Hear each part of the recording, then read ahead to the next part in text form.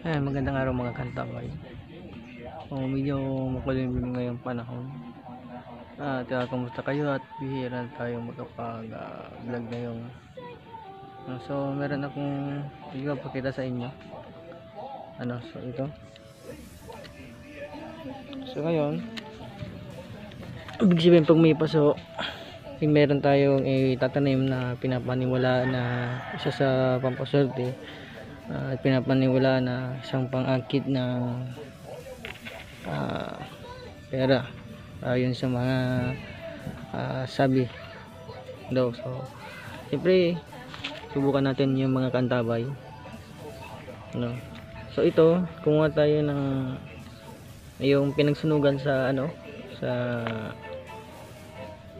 pinagsunugan ng mga dahon at hinaluan natin ng natawag na buhangin na yung galing sa ilog na kung saan ay mabilis tumubo yung mga tinanim natin.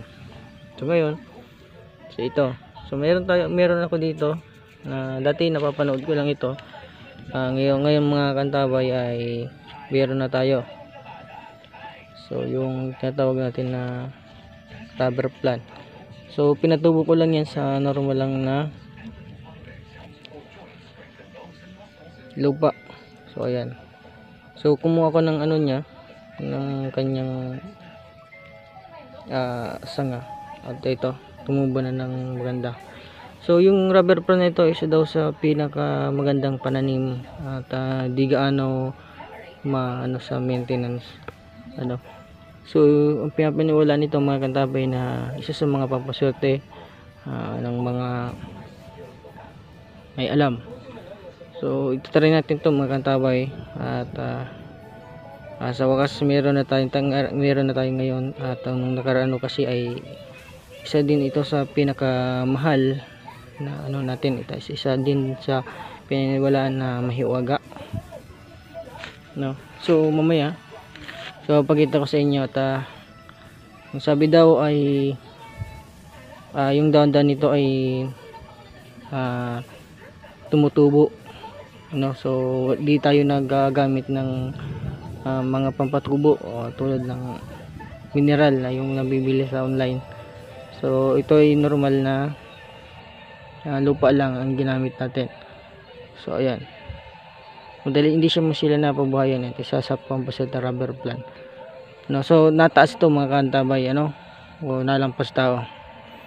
So ito na natin at maglagay tayo dito at wala naman masama kung susubukan natin mga kantabay.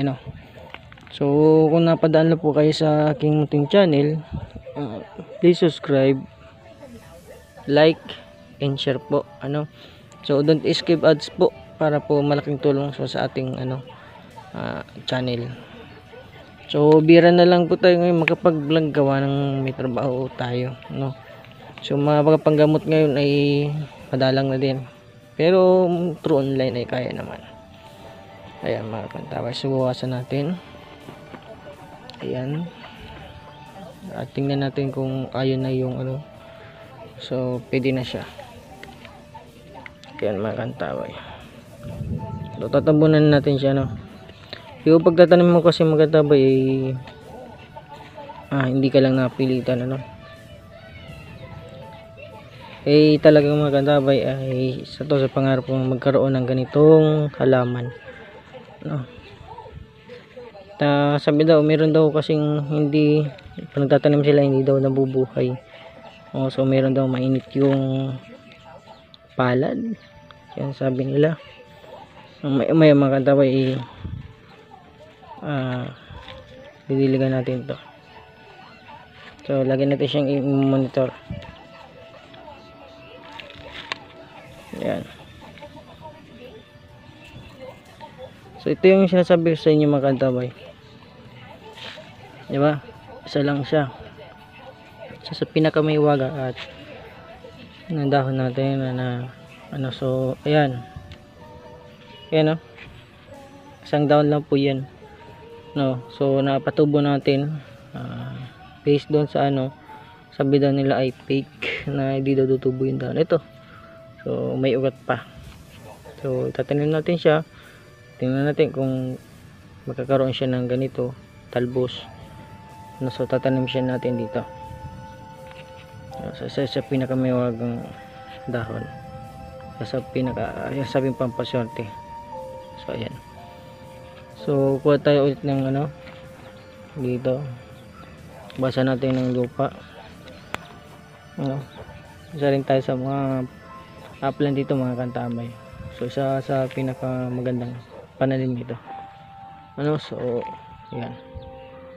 So lagay natin yung dati niyang lupa para mas mabilis siyang tumubo. So yan yung makapagpatubo sa kanya yun. So ilagay siya natin dito. Ayan dahon lang. So dahon lang yung natin tinanim pero tumubo siya. So isa sa pinaka mystery o hindi na mystery kasi nangyari na. So ayan.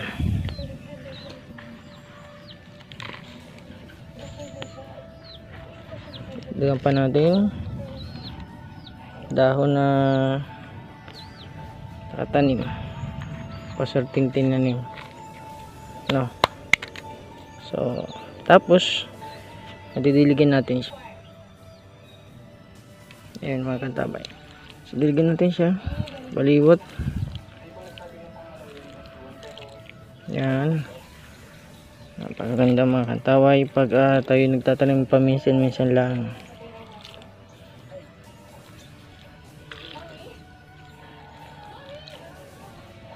Yan.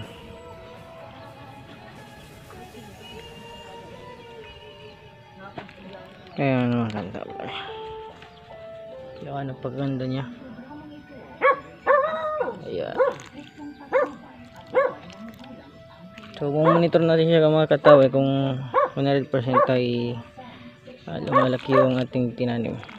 Ingat po tayo lagi mga kataway at God bless po. At marami pong salamat sa panonood. At magandang araw po sa ating lahat.